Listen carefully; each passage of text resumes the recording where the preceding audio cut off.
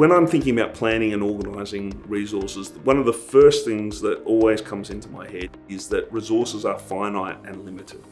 When I look at the organising resources, I say to myself, I can't do everything that would be vaguely good to do. I have to focus on the things that are going to create the most value in the area that I'm working on. If you don't have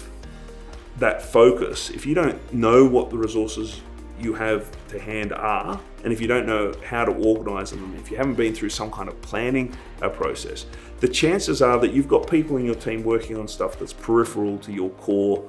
purpose, or things that aren't going to add as much value, or things that aren't going to get momentum. So the planning, the really understanding what you've got to hand and how to use it is really about resource scarcity and how to get the best bang for your buck from what you've got to hand.